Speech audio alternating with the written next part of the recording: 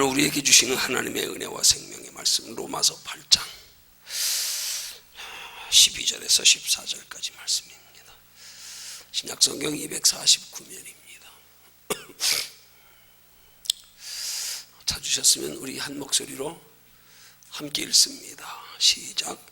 그러므로 형제들아, 우리가 빚진 자로 돼 육신에게 져서 육신대로 살 것이 아니니라. 너희가 육신대로 살면 반드시 죽을 것이로 돼 영으로서 몸의 행실을 죽이면 살리니, 무릇 하나님의 영으로 인도함을 받는 그들은 곧 하나님의 아들이라. 아멘. 네.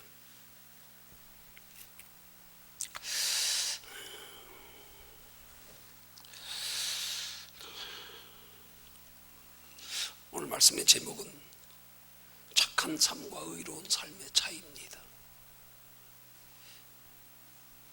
오늘 본문의 말씀의 14절에서 하나님의 영으로 인도함을 받는 그들이 곧 하나님의 아들이라, 그렇게 말씀했는데, 여기 하나님의 영으로 인도함을 받는 사람들에게 하나님의 아들이라고 말하는 것은 곧 하나님의 영으로 인도함 받는 성도들을 하나님이 의롭게 여기신다는 의미예요.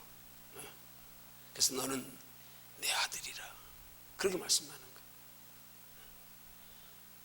여러분, 예수님이 공생애를 시작하시기 전에 요단강에서 세례 요한에게 세례를 받으시고 그 요단강에서 올라오실 때 하늘에서 음성이 들렸어요. 이는 내 사랑하는 아들이요 내 기뻐하는 자라.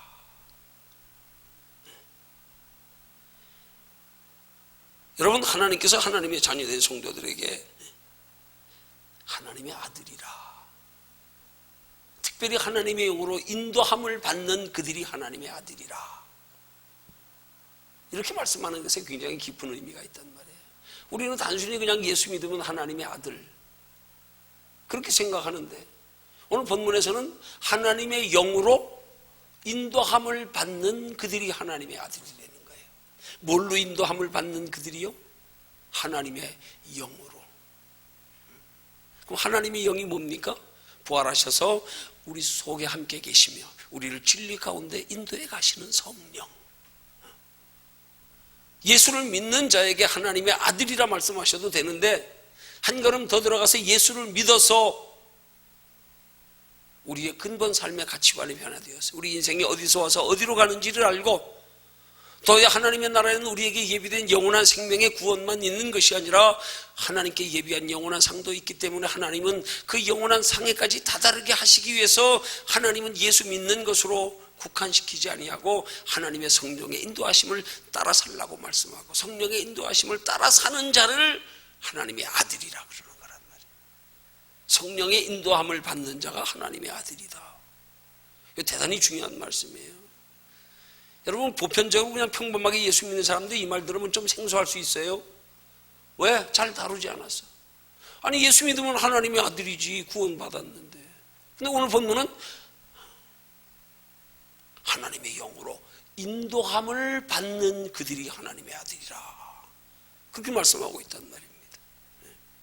인도함을 받는 그들, 그냥 믿는 것으로만이 아니라 인도함을 받는 그들, 우리를 진리 가운데 인도해 가시는 성령의 인도하심을 따라 사는 자들, 그들을 하나님의 아들이라, 너는 내 아들이라. 그들이 하나님 보실 때 의로운 자란 말입니다. 오늘 설교의 제목에서 착한 것과 의로운 것의 차이는, 착하다고 하는 것은 도덕 윤리적인 일반적인 개념이고요, 의롭다고 하는 것은 하나님의 영적인 개념으로의 착함과 의로움의 차이를 우리에게 말씀하고자 하는 거예요. 오늘 우리 예수 믿는 사람들은 그냥 도덕 윤리적으로 선하고 착한 거하고 의로운 거하고는 개념이 달라야 된다는 사실이에요. 오늘 이 시대에 많은 그리스도인들이 이 착한 것과 의로운 것을 잘 구분하지 못할 때가 많아요.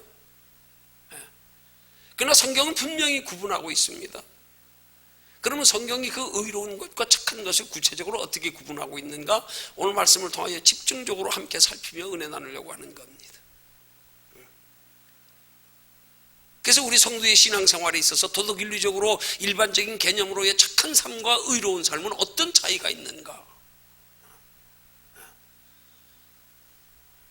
여러분, 때로는 우리의 도덕 윤리적으로 착한 삶은 세상 사람들 앞에는 인정받을 수 있을지 모르지만 물론 그것도 하나님 앞에도 인정을 받습니다. 그러나 착한 삶만으로는 하나님 앞에 인정받지 못할 때도 많습니다.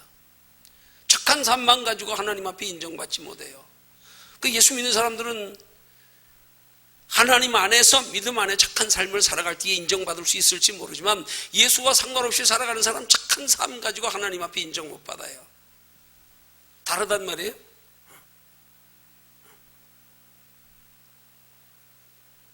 예수 믿는 사람들도 마찬가지예요. 그냥 도덕 윤리적인 개념의 착한 삶만 가지고 하나님 앞에 인정받는 거 아니에요. 도덕 윤리를 때로는 뛰어넘는, 그걸 초월하여 하나님께서 우리에게 요구하시는 바, 그래서 때로는 우리의 도덕 윤리를 초과하여 하나님의 뜻을 따라갈 때 우리에게 임하게 될, 우리가 겪게 될 여러 가지 희생, 핍박, 손해, 이런 것들까지 감수해 가면서라도 하나님 앞에 인정받을 수 있는 의로운 삶을 살아가는 자, 그들이 하나님 앞에 믿음을 인정받는 하나님의 아들이라 칭함받을 수 있는 성도들이라 이 말이에요. 성경은 이것을 분명히 구분하는 구절이 여러 곳에서 나오지만 그 중에서 특별히 예수님은 너희 부모를 공경해도 주 안에서 공경이라 그렇게 말씀합니다. 주 바깥에서는 공경해도 그건 하나님은 성경적인 의로 여기시지 않는다 이 말이에요. 예수 믿는 사람이면 당연히 부모도 공경해야 되는 거 아니에요? 그런데 성경은 전제 조건을 분명히 말씀하고 있는 게 뭐예요? 주 안에서 하나님의 뜻에 벗어나는 부모 공경은 하지 마라, 그 말씀하고 있잖아요. 그러니까 우린 예수 믿으면서 이 의로운 삶과 착한 삶의 개념, 이 차이를 분명히 알아야 우리가 성숙된 성경적인 바른 의로운 신앙생활 할 수 있다 이 말이에요.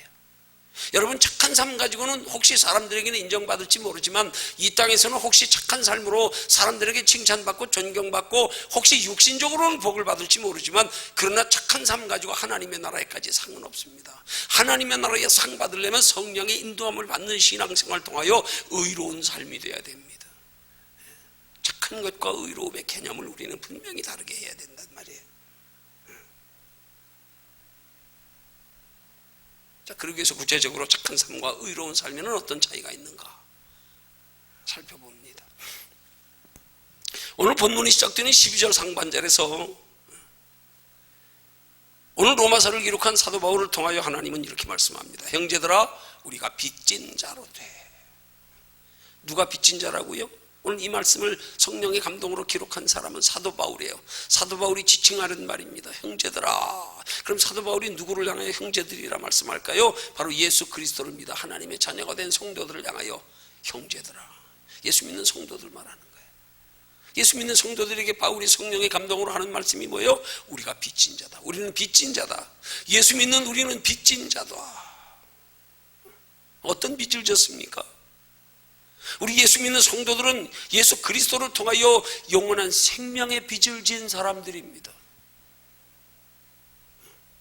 예수님이 내 대신 생명 내어주시는 것으로, 내가 죽어야 할지라도 예수님이 대신 죽어주시면서 우리를 살려주시는 것으로 우리가 생명의 빚을 진 자들이라 이 말이에요.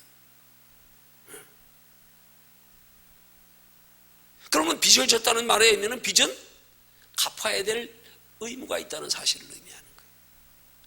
그럼 예수님이 우리 대신 생명 내어주심으로 우리가 빚졌어요. 그러면 우리는 그 빚을 어떻게 갚아야 될까요?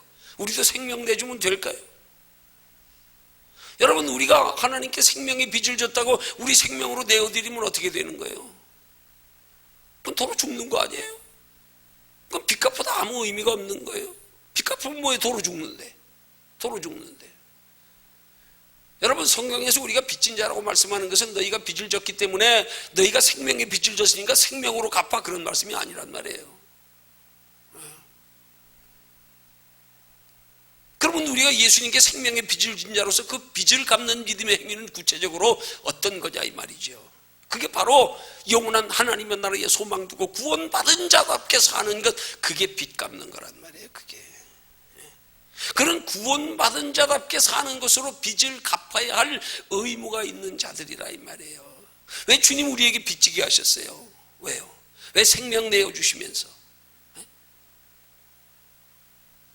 이후로 하나님을 기쁘시게 하며 하나님의 자녀답게 살라고, 하늘에 소망 두고 살라고, 영원한 하나님의 나라에 영원한 생명에 보장된 사람답게 살라고. 그래서 우리를 통하여 더 많은 사람들이 또한 예수 그리스도를 알고 구원받게 하라고. 그게 빚 갚는 거라는 거예요. 내가 너희들 대신해서 생명 내주었다고 너 입으로 생명으로 빚 갚으라는 말 아니야. 너희는 내가 생명으로 너희를 살려주었으니까 남은 여생 날 위해서 살아. 너로 인하여 하나님을 알지 못하는 많은 사람들도 그들도 하나님을 알아 영원한 생명 얻게 하기 위해서 영원한 하나님의 나라에 영원한 상을 준비하며 살아가는 것으로 하나님을 기쁘시게 하는 삶을 사는 것으로 그게 빚 갚는 거야. 그런 거란 말입니다. 자, 그러면 어떻게 사는 게 구원받은 자답게 빚 갚는 신앙생활일까요? 오늘 본문 이어서 12절 상반절에서 13절까지에 이렇게 말씀합니다. 육신에게 져서 육신대로 살 것이 아니라 너희가 육신대로 살면 반드시 죽을 것이로되 설명하고 뒤에 하는 말이 뭐예요? 너희의 빚 갚는 신앙생활은 영으로서 몸의 행실을 죽이면 살리니, 영으로서 몸의 행실을 죽이며 사는 게 빚 갚는 거라는 거예요. 그걸 바로 14절의 말씀에서 무릇 하나님의 영으로 인도함을 받는 그들이 하나님의 아들이라 말씀하는 거란 말이에요. 영으로서 몸의 행실을 죽이는 건 뭐예요? 영으로서 하나님의 영으로 인도함을 받는 거. 하나님의 영으로 인도함을 받기 위해서 내 의지로, 자아로, 내 감정으로, 내 지식으로, 내 성품으로의 그런 몸의 행실을 죽이면서 오직 성령의 인도하심을 따라 사는 거죠. 성령의 인도함을 받아서 내 의지로 말고요, 내 감정으로 말고요, 내 성품으로 말고요, 내 인격으로 말고요, 성령의 인도함을 받아 사는 것으로. 여기서 또한 의로운 삶과 착한 삶의 구분이 되어진단 말입니다. 성령의 인도함을 받지 아니하고 내 의지로 살아가는 선하고 착한 삶은, 이건 의로운 삶은 아니에요. 착한 삶일지언정. 성령의 인도함을 받을 때 의로운 삶이라는 거예요. 성령의 인도함을 받는 것은 내 의지가 아니에요. 내 감정이 아니에요. 내 인격이 아니에요. 내 성품이 아니에요. 성령의 인도함을 받는 것이 의로운 삶이란 말입니다. 내 감정이나 인격이나 성품으로 그렇게 행동하는 것은 그건 선하고 착한 삶이지. 이런 말씀이 중요한 것은 오늘 많은 그리스도인들 가운데서 어떤 사람들은 육신으로 선하고 착한 삶을 믿음의 기준으로 삼고 있는, 그렇게 사는 사람들이 있고요, 성령의 인도하심을 따라 사는 것으로 하나님 앞에 의로운 삶을 살아가는 사람들이 있단 말입니다. 그런데 그렇게 살아가면서도 의로운 삶과 내가 육신으로, 인격으로, 성품으로 선하고 착한 행실로 살아가는 것에 구분 없이 그렇게 신앙생활하고 있는 사람들이 의외로 많단 말이에요. 의로운 삶과 착한 삶의 분명한 기준은 한마디로 말하면 육신적인 기준과 영적인 기준의 차이란 말이에요. 똑같이 선을 행하되 사람으로 비롯된 선한 행위냐, 하나님으로 비롯된 선한 행위냐, 하늘과 땅 차이예요. 하나님은 우리에게 우리의 의지로서의, 우리의 성품으로서의, 우리의 인격으로서의 선한 행실을 요구하는 하나님이 아니라 하나님이 우리 마음속에 우리 마음과 생각을 다스려 주장하셔서 하나님의 성품에 따라가는 것으로 의로운 삶이 되기를 원하시는데, 이걸 착한 삶과 구분하지 못해서 우린 자꾸 믿음의 기준을, 이 착한 삶을 의로운 삶으로, 이걸 믿음의 기준으로 그렇게 오해할 때가 많단 말이에요. 그게 우리의 타고난 성품으로, 인격으로서, 우리의 의지로서 하는 것들은 한마디로 말하면 영적으로 그건 율법이란 말이에요. 율법의 행위란 말이에요. 복음의 행위는 우리 안에서 빌립보서 2장 13절의 말씀처럼 하나님이 행하시게 하는 것, 하나님이 행하심에 따라가는 것, 그게 복음의 행위예요. 이 복음의 행위와 율법의 행위가 바로 착한 삶과 의로운 삶의 또한 차이란 말입니다. 예수 믿으면서 이런 구분 없이 사는 사람들이 많아요. 이런 구분에까지 그렇게 깊이 생각하며 신앙생활하는 사람들이 의외로 많지 않아요. 그래서 구분이 잘 안 돼. 착하게 사는 거하고 의롭게 사는 거하고 분명한 구분이 있어야 돼요.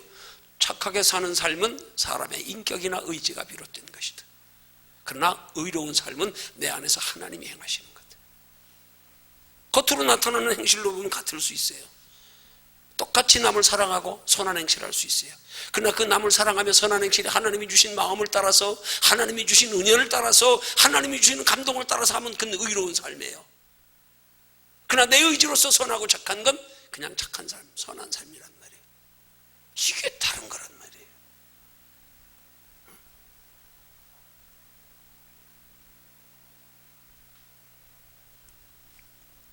근데 오늘 본문에 중요한 말씀 나오잖아요. 12절과 13절의 말씀에 중요한 말씀이 뭐예요? 육신에게 져서 육신대로 살 것이 아니니라. 너희가 육신대로 살면 반드시 죽을 것이로되 영으로서 몸의 행실을 죽이면 살리니. 우리의 영혼이 사는 길은 성령의 인도하심을 따라 사는 길이라는 거예요. 영으로서 우리의 육신의 본능적 욕구를 따라 살아가는, 우리의 육신으로 행하는 그 행실을 죽이면 산다는 거예요. 그 행실을 내려놓고 하나님의 성령의 인도함을 받아 살아가는 것, 그게 하나님의 의로운 삶이라 말씀하고, 그 삶이 영으로 사는 거라 이 말이에요. 육으로 사는 건 도덕윤리입니다. 영으로 사는 건 의로운 삶입니다.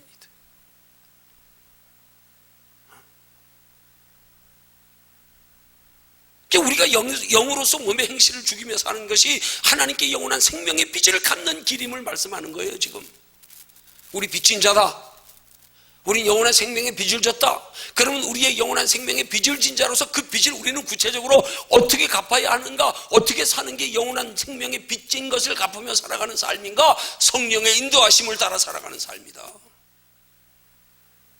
너희 인격으로, 의지로, 성품으로 그거 말고 너희 속에서 행하시는 이가 하나님이시라는 말씀.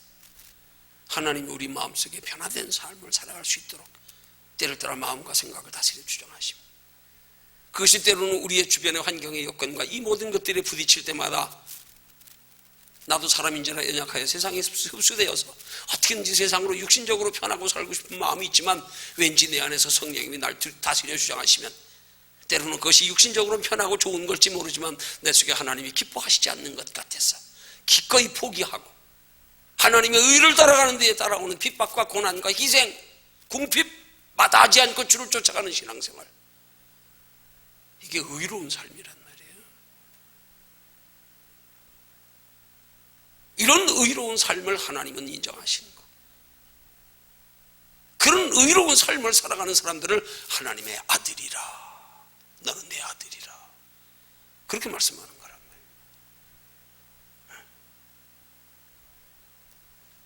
그러니까 우리가 하나님 앞에 영원한 생명의 빚을 진 자로서 영원한 생명의 빚을 갚는 그 행위는 그냥 단순하게 외적인 행위만으로가 아니라니까요. 오늘 우리 마음속에서 동기가 돼야 되는 거예요. 우리 마음속에서. 무엇으로요? 우리 안에 거하시는 성령으로, 성령의 인도하심을 따라 사는 삶으로. 빌립보서 2장 13절의 말씀처럼 우리 속에서 행하시는 하나님의 인도를 따라 살아가는 삶.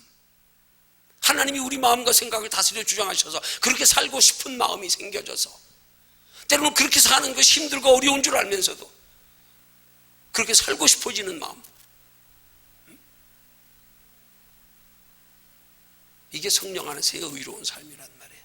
그렇게 의로운 삶을 살아가는 자들에게 하나님은 내 아들이다, 하나님의 아들이다.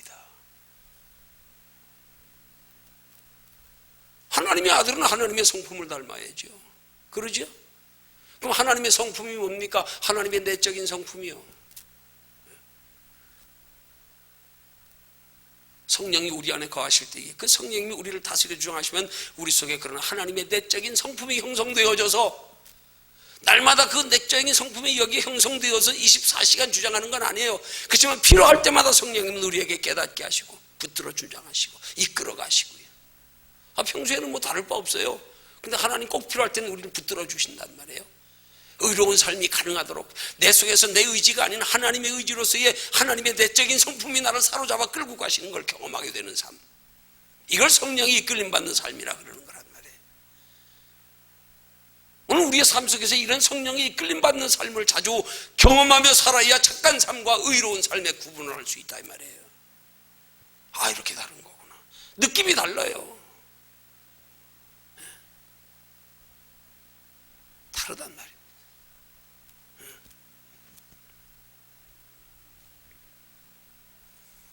겉으로 볼 땐 드러나지 않아요. 동기가 마음속에 있는데요, 우리 속은 못 보잖아요. 사람은 10길 물속은 알아도 한 길 사람 속은 모른다 그러잖아요, 속담에도요. 하나님 우리 속을 아십니다. 심령의 중심을 감찰하시는 하나님입니다. 그러니까 우리는 하나님을 의식할 때마다 항상 하나님 지금 내 속을 감찰하고 계신다는 하나님의 면전의식, 이게 우리 속에 있어야 된단 말이에요. 항상 그렇진 않아도 하나님이 우리를 끌어가실 때, 결정적일 때 하나님이 우리를 다스려가는 게 하루 24시간 날마다 하나님의 성령에 붙들려 살아가면 그럼 사람은 로봇이지 뭐, 미친놈이지 뭐, 제정신 아닌데 뭐. 필요할 때마다 하나님, 필요할 때마다 예기치 않게 어떤 데는 담대함 주시고요, 어떤 데는 두려워할 수밖에 없는데 평안 주시고요.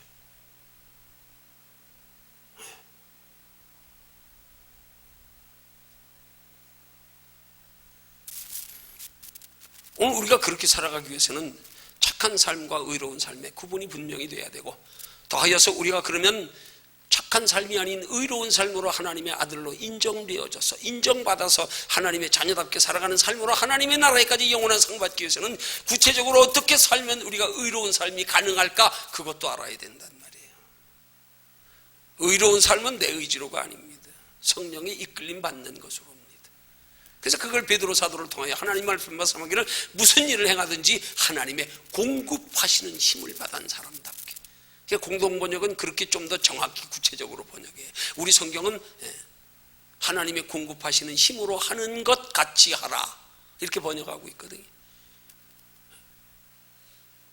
근데 기독교와 천주교의 같이 성경을 번역한 공동번역에 보면 하나님의 힘을 공급받은 사람답게, 공급받은 것을 전제해서 하나님의 힘으로 하는 것 가치가 아니라 하나님의 힘을 공급받아서 공급받은 사람답게 행동해라.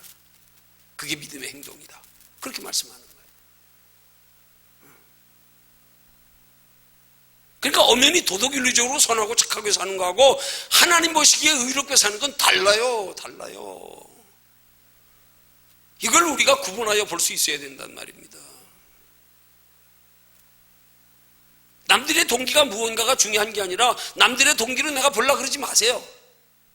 남들 신경 쓰지 마세요. 내 동기는 내가 알 수 있잖아요. 그죠? 남들은 몰라도 나는 나를 알 수 있잖아요. 내가 지금 이것이 정말로 하나님을 기쁘시게 하는 행동인가, 하나님을 의식하고 하는 행동인가, 하나님이 내 마음속에서 나를 다스려 주장하심으로 하고 싶어져 하는 건가, 나는 알잖아요. 남은 몰라도. 나만 판단하세요. 그러니까 나만. 우리 10길 물속은 알아도 한 길 사람 속 모른다 그러잖아요. 내 속은 알잖아요. 내가 동기. 그러니까 나만 판단하라 이 말이에요. 남을 가지고 자꾸 저게 뭐 의로운 행위냐, 선한 행위냐, 저게 지가 하는 거냐, 하나님이 하는 거냐, 그거 알라 그러지 마세요.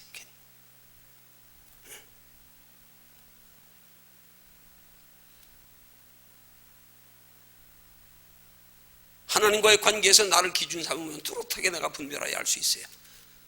항상 하나님 편에서 돌아보면 알 수 있어요. 그러나 다른 사람은 보이지 않아. 그러니까 판단하지 말라 이 말이에요. 하나님께 맡겨놓고. 겉으로 보기엔 별반 다를 거 없어요. 하지만 하나님 보실 때는 엄연히 달라요. 뭐가 다른 줄 아십니까? 그런 선한 행실에, 그런 착한 행실에 동기와 목적에서 다르다 이 말이에요. 자, 그럼 믿지 않는 사람들은 착한 행실을, 우리 그냥 선한 행실, 의로운 행실 구분 없이 그냥 선한 행실이라 칩시다. 믿지 않는 사람들의 선한 행실의 목적이 뭐겠어요?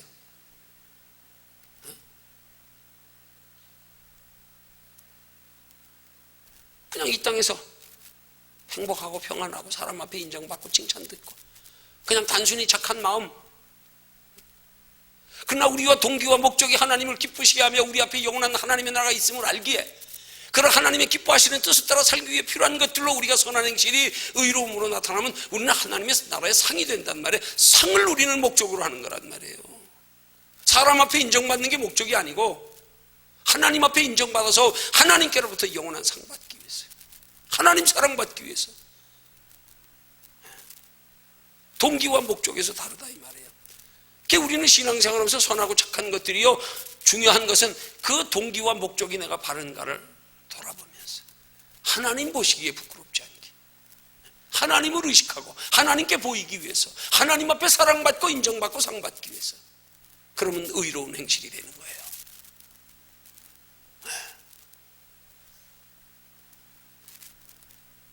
사람은 말이나 혹은 겉으로 나타나는 행위만 보고 판단하지만 하나님은 우리의 선한 행위의 목적과 동기까지 보고 판단하시는 것으로 다르다 이 말이에요. 그래서 하나님 우리의 중심을 보신다는 거예요. 그러니까 우리 신앙생활하면서 항상 우리 중심을 보시는 하나님을 의식하고 하는 신앙생활이 의로운 신앙생활이란 말이에요. 이 차이를 알아야 된단 말이에요. 그렇기 때문에 세상 사람들이 바라보고 기도하며 기대하며 요구하는 선한 행위하고 하나님께서 바라보시고 요구하시는 선한 행위의 기준이 엄연히 다르다 이 말이에요. 우리는 하나님의 요구하심에 부합된 삶을 사는 자가 돼야 의로운 자, 하나님의 사랑하는 자가 되는 거예요.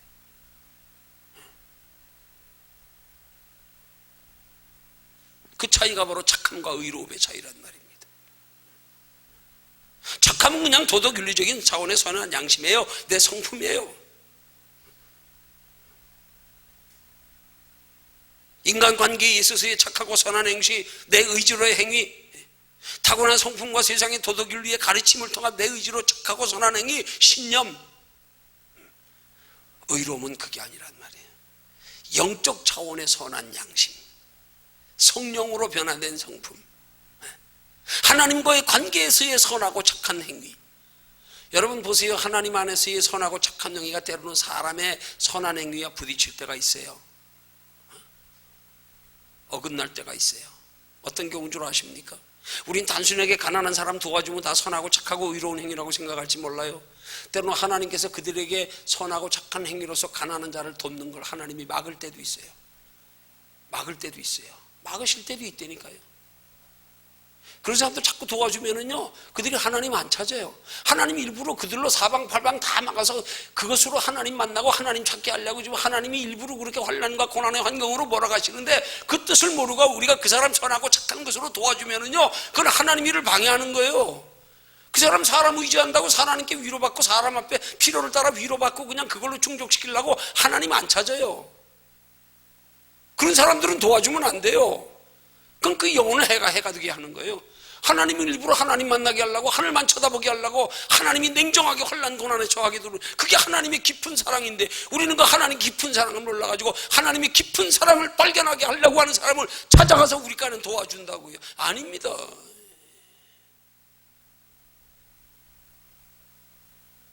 저 그래서 한 번씩 사택에 구걸하러 오는 사람들, 노숙자들 자주 와요. 그냥 안주에 내가 때로는 뭐라고 되게 그래요. 아이 뻔뻔해요. 뻔뻔해. 그럼 그 사람들 줘가지고 예수나 믿을 수 있는, 그게 아니에요. 의뢰 당연히 가다 틀리는 거예요. 똑똑 두들기고는. 어떤 데는 한 명은 저 밑에서 가지고 돈 1,000원 주면 그래. 2인분이요. 저 밑에 한 사람 더 있습니다. 내가 혼을 내가지고 보내고 그래요. 어떤 때는. 꼭 그렇게 도와주는 게 무슨 의미가 있냐고요. 그리스도인들은 선을 행해도 동기와 목적이 저러고 선을 통하여 하나님을 알게 하고 만나게 하고 뭔가 의도와 목적이 있으면서 해야 되는 거지. 영적인 선하고 착한 행실은 도덕윤리적인과는 그래서 개념이 다른 거예요. 우리도 윤리도 상황윤리가 있잖아요. 그때 하나님이 원하시고 기뻐하시는 하는 게 중요하지, 우리가 남들에게 보이고 그냥 그렇게 도덕윤리적인 차원에서 선한 게 그리스도인들의 의례 당연한 의무 아니에요. 그게 아니란 말이에요. 여러분 부모를 주 안에서 공경하라 그러는데 부모가 지금 주 바깥에서 공경을 요구할 땐 그럼 어떻게 해야 돼요? 어떻게 해야 되냐고요? 거절도 해야 되잖아요. 부모님 마음 아파도. 나보다 부모 더 사랑하면 내게 합당치 않대.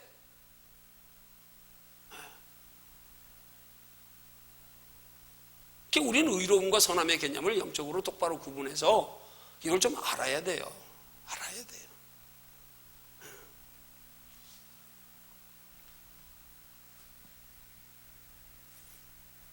그래서 우리는 인간관계도 항상 하나님 안에서의 인간관계.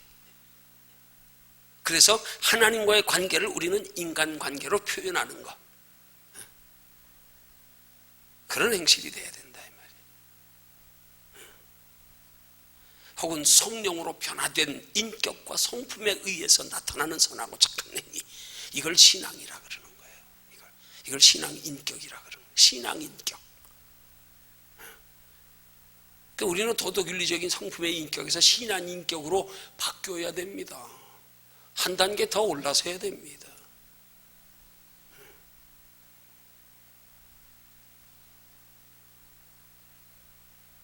한 걸음 더 나가서 그런 착함과 의로움이 우리의 생활의 전반에서 나타나는 바 차이는 무엇인가? 착한 삶의 목적은 육신으로 이 땅에 사는 동안만 가치 있고 행복하게 살기 위한 거예요. 결과 육신의 만족과 기쁨이 있고요, 사람들의 존경과 칭찬이 있고요. 그러나 비교하여 의로운 삶의 목적은 그게 아니라니까요. 육체로 이 땅에 사는 동안에만 아니라 하나님의 나라의 영원한 행복까지, 영원히 가치 있고 행복하기 위한 목적으로 사는 삶, 이건 의로운 삶이란 말이에요. 예수 믿으면서도 많은 사람들이 하나님 나라의 영원한 행복을 거기까지는 추구하지 않으면서 예수 믿고 구원받은 걸로 단순하게 그냥 우리 구원받았다 끝, 여기서 그냥 행복하고 같이 있는 거에만 관심 가지고 사는 사람, 그건 의로운 삶이라고 말할 수 없어요. 하나님의 나라에까지 영원히 행복하게 하는 목적으로 살아야 의로운 삶인 거예요. 얼마나 많은 그리스도인들이 신앙생활을 그렇게 하고 그걸 종교생활이라고 그러잖아요. 그래서 예수 믿어서 이 땅이나 복이나 받으려고, 육신은 뭐 구원 받았으니까 하나님 나라 상에는 관심 없어. 관심 없어. 목적도 없어. 그런 사람을 그리스도 안에서 목적도 없이 방황하는 사람들이라 그런 거예요. 그리스도 안에서 방황하는 사람들 다 이루어졌어. 그냥 적당히 살면 되지 뭐, 예수 믿었으니까. 뭔가 그 다음에 예수 믿은 우리의 가치 있고 거룩한 영원한 삶에 뚜렷한 목적이 있어야 될 거 아니에요. 그 목적을 설정하고 그거 위해서 사는 걸 의로운 삶이라 그러는 거란 말이에요. 근데 그런 의로운 삶의 개념이 없이 신앙생활하고 있는 사람들이 이 시대에 얼마나 많은지 몰라요. 그 자꾸 바른 복음이라는 단어가 자꾸 해자되는 거예요. 바른 복음, 바른 복음.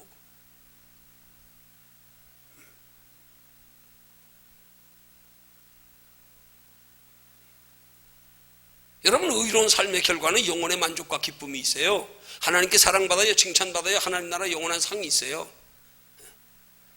착한 삶이 윤리적인, 도덕 윤리적인, 사람이 보기에 선한 삶이라면 의로운 삶은 영적인, 하나님 보시기에 선한 삶이란 말이에요. 하나님이 우리를 택하신 목적이 무엇인 줄 알고 그 목적에 부합된 삶을 살아가는 거, 그게 의로운 삶이란 말이에요. 하나님이 나를 부르실 땐 이유가 있을 거 아니에요. 하나님 내가 어떻게 살기를 원하십니까?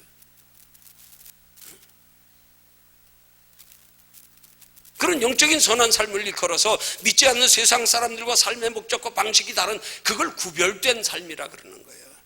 너는 그런 세상 사람들의 삶의 방식에서 돌아서라. 돌아서라. 너는 이제부터 예수 믿기 전에 삶의 방식, 눈에 보이는 것 따라 사는 그런 삶의 방식으로 살지 마라. 어떻게 살면 그렇게 구별된 삶을 살아갈 수 있어요? 믿음으로 살 때 가능하다 이 말이에요. 믿음으로 살 때. 그럼 믿음으로 사는 게 구체적으로 어떻게 사는 겁니까? 우리 믿음의 개념 똑바로 해야 돼요. 믿음으로 사는 거 그냥 교회 와서 예배만 드리면 그게 믿음으로 사는 거고, 이론적으로 지식적으로 말씀만 알면 믿음으로 사는 거고, 아닙니다. 정말 성경적인 믿음으로 사는 삶은 우리의 인생의 삶의 목적과 소망을 하나님께 두고 사는 게 믿음으로 사는 삶이에요. 예수 믿으면서도 여전히 목적은 여기다 두고 건성으로 하나님 사랑합니다, 육신적으로 복받아, 할렐루야 나 복받았다. 근본 우리의 삶의 목적과 소망을 영원한 하나님의 나라에 두고 사는, 이게 믿음으로 사는 거란 말입니다. 이거. 근데 거기엔 관심도 없으면서 행위만 가지고 믿음이라고, 겉으로 그것만 가지고 드러내고 보이고 그걸로 평가하고, 아니에요. 이거 아니란 말입니다. 그건 율법이에요. 율법. 율법 가지고 구원 못 얻는다 그러잖아요. 구원 얻게 하라고 율법 주신 게 아니에요. 죄를 깨닫게 하시려고지. 인간의 힘으로는 하나님께서 요구하시는 거룩하고 선한 삶을 살아갈래야 살아갈 길이 없구나. 율법을 지켜보려고 애써봤더니 안 되는구나. 이게 한 가지도 어기면 다 범한 게 되니까. 그래서 하나님이 메시아, 약속하신 메시아를 간절히 기다리게 하기 위해서 우리로서는 구원받을 길이 없네요. 영생 얻을 길이 없네요. 하나님 언제쯤이나 약속하신 메시아 보내주셔서 우리 영혼이 살게 되겠습니까?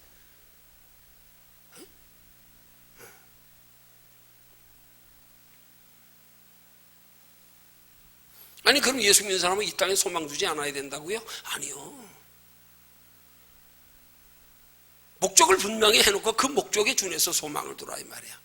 한마디로 말하면 목적을 영원한 하나님의 나라에 들었다면 그 목적을 이루는 데 필요한 건 우리에게 목표가 돼야 된다 이 말이야. 목적과 목표는 달라야지요. 하나님의 나라를 준비하며 영원한 행복을 위해 살아가는데 이 땅에 필요한 게 뭐냐? 때로는 건강이 필요하구나, 때로는 물질이 필요하구나. 주여 그거 주세요. 그거 얻기 위해서 그럼 거기도 소망이 있는 거예요.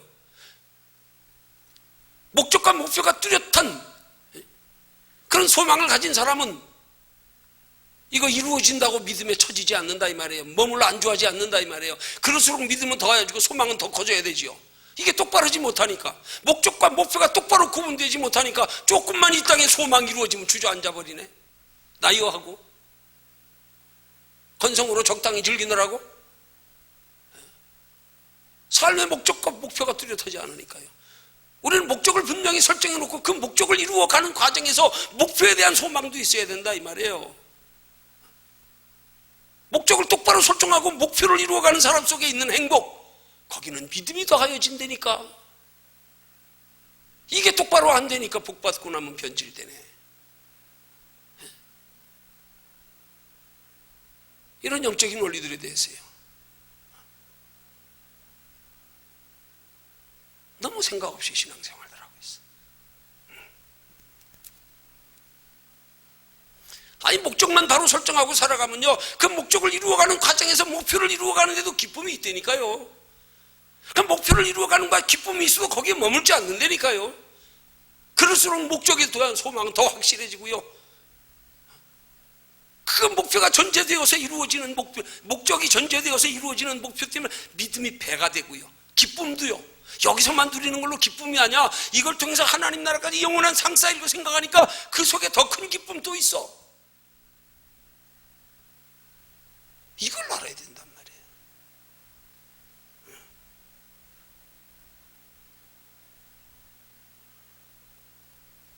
어떻게 하면 그렇게 살 수 있습니까? 말씀대로 살면 돼요. 그럼 믿음이 생겨. 물론 체험 듣는 말씀을 듣는 것으로도 믿음이 생기지만 말씀대로 살면서 그 말씀이 우리의 삶 속에 체험되어질 때에 정말 더 확실한 믿음으로. 그래서 우리가 말씀대로 살아가는 자체가 중요한 게 아니라니까요. 말씀대로 사는 것으로 하나님이 체험되어지고 믿어져서 우리의 가치인식이 분명하게 변해가며 더욱 하늘의 소망이 커져가야 되지요. 말씀대로 사는 것 자체로 믿음이라고 그럼 율법 되는 거예요. 그냥 말씀만 가지고 그냥 말씀이 왜 필요한 거냐고요. 왜? 구원이 예수 그리스도의 십자가로 이루어지는 건데, 예수 그리스도의 부활하심을 믿어 하나님의 형상 회복하는 건데 말씀대로 살아가는 삶은 왜 필요한 거냐고요. 말씀대로 살아가는 삶 자체요? 아니요. 그걸 통하여 우리 믿음이 자라고 체험되어지면서 예비되신 영원한 하나님의 나라는 소망이 점점 커져가고, 어떻게 사는 게 하나님의 자녀답게 하나님을 기쁘시게 하면서 하나님 나라까지 상 받을 수 있는지 말씀으로 통하여 깊이 깨달아가면서, 말씀 자체만 가지고 아무리 여기다 암송하고 머리에 지식적으로 받아들여 봐야 괜히 잘못하면 말씀 가지고 교만하기 딱 좋아. 말씀 많이 안 되는 사람 앉아가지고 건방지게 재고 따지고 판단하고 비교하고 앉았고 점수 매기고 앉았고.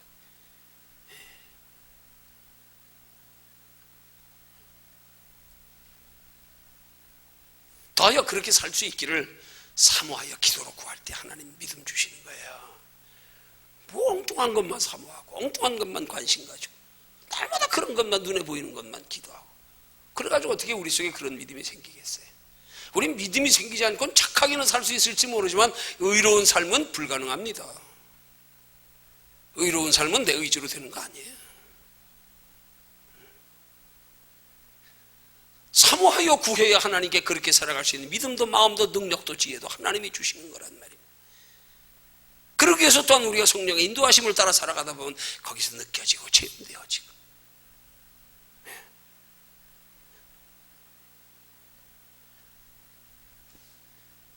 그래서 우리는 날마다의 생활 속에서 하나님이 이론적으로 지식적으로 아는 거에 끼치지 말고 좀 나와 함께 하시고 나를 축복하시고, 내가 성경적인 바른 소망을 가지고 하나님께 소망 두고 살아가기를 원하시는 그 하나님을 자주 경험하기를 힘쓰는 신앙생활이 되어야 됩니다. 그럼 그 안에서 믿음이 자라가요. 가치관이 변화됩니다. 그러면 자연히 삶의 목적이 바뀌고 소망도 바뀌어요. 전에 눈에 보이는 세상 것을 목적으로 세상 것에 소망 두고 살던 삶이 믿음 생기고 가치관이 변화되고 나니까 이제는 관심이 영원한 것에, 소망도 영원한 것에. 그래서 믿음으로 삶의 목적이 바뀌고 소망이 바뀔 때 그렇게 사는 것에 참 기쁨, 참 만족, 참 즐거움을 느낄 수가 있는 거예요. 이걸 이게 다른 거구나, 이 느낌이 다른 거구나. 이게 육신의 것으로 채워지는 행복하고 영으로 채워지는 행복하고 내가 다름을 느껴야 된다 이 말이에요. 내가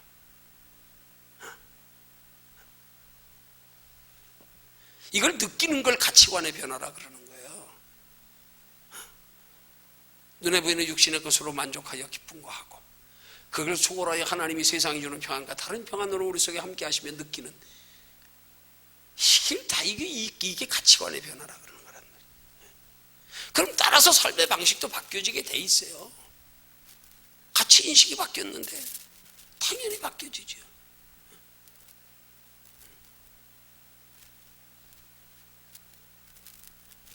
언제라도 성도는 말씀대로 기도로 성령의 인도하심을 따라 사는 것이 믿음으로 행하는 신앙생활이지만 그 전후에 차이가 있어요. 전에는 복됨과 소중함을 모르고 그냥 그렇게 살면 복 받는다니까 그냥 형식적으로 율법주의적으로 경건의 모양만 갖추고 살던 사람들, 그러나 하나님을 영으로 체험하고 만나고 우리의 인생의 가치관이 변하고 나면, 체험을 통하여 믿음이 생겨지고 나면 그러면 자원하여 즐거움으로 하게 된단 말이에요. 다른 거란 말이에요. 모를 때는 억지로 마지못해 체면으로 했지만 알고 나서는 안 그래요. 누가 시키지 않아도요 그렇게 살고 싶은데 그게 좋은데 뭘. 하나님이 인정하실 걸 생각하니까 기쁘고요, 기대가 있고 소망이 있고 보람이 있고 가치가 있고요. 때로는 육신적으로 그렇게 사는 게 힘든데도, 그런데도 내 속에서 기쁨이 있네, 평안이 있네, 담대함이 있네. 어떻게 살아갈 때요? 의로운 삶이 될 때요. 착한 삶 말고요. 이런 경고를 그냥 착한 삶으로 외형적으로만 때우려고. 아니요.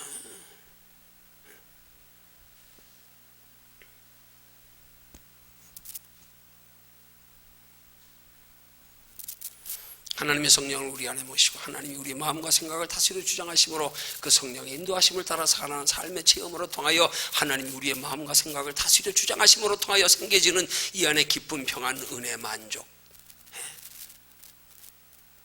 전에 추구했던 소망과 다른 소망, 이런 것들을 우리가 느끼고 경험하며 그런 것들의 소중한 가치 인식을 알고 그렇게 살기를 원하여 간절히 구하는 기도의 신앙생활, 그걸 의로운 삶이라 그러는 거예요. 그걸 성령으로 행하는 영적 신앙생활이라 그러는 거예요. 그래서 그렇게 살아가는 사람들 본문 마지막 14절에서 하나님의 영으로 인도함을 받는 그들이 곧 하나님의 아들이다. 너희도 그런 삶을 살아라. 그런 거예요.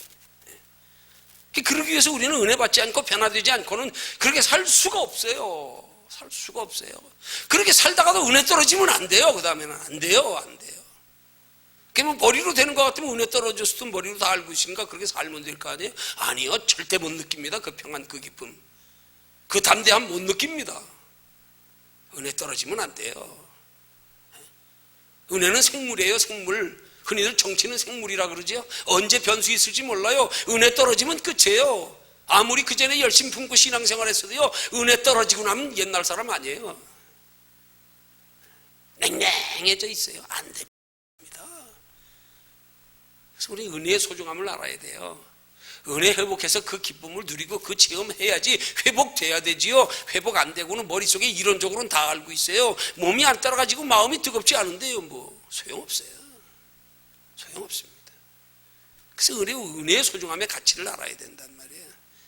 은혜의 소중함의 가치를 아는 사람은 은혜 받는 게, 회복하는 게 쉽지 않아도, 환자가 건강하려면 입맛 없어도 먹기 싫어도 억지로라도 먹어야 될 거 아니에요? 병원에서도 체력이 약한 사람은 수술을 못 해줘요. 체력 먼저 회복시킨 다음에 수술해야 되지. 체력이 약하면 수술하다 죽어요. 의사도 아무 때나 수술하는 게 아니에요. 체력 먼저 회복시켜 놓고 우리 신앙생활도 마찬가지예요. 은혜 먼저 회복해야 돼요. 은혜 먼저 회복해야 돼요. 은혜 회복에서 내 속에서 성령의 인도하심에 하나님의 뜻대로 살아갈 수 있는 지혜, 능력, 담대함, 소망, 뭐 이런 것들이 생겨져야 그때부터 가능한 거죠. 그러니까 우리 은혜의 소중함을 알아야 된다고요. 평소에 은혜 관리가 중요한 것도 알아야 된다고요. 밥 먹고 운동하는 게 소중한 건 누구나 다 알잖아요. 은혜의 소중함은 그리스도인들이 그만큼 상식적으로 알아야 되는데 잘 몰라. 잘 몰라.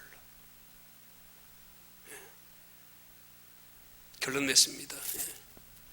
믿지 않는 세상 사람들의 선하고 착한 행실과 구별된 하나님께 인정받는 의로운 삶의 소중함과 복됨을 밝혀야 알고, 그 차이를 또한 밝혀야 알고, 하나님 보시기에 의로운 삶으로 이 땅의 복권만 아니라 영원한 하나님의 나라에까지 영원한 상을 받는 의로운 삶으로 사는 저와 여러분들 되기를 주님의 이름으로 축원합니다.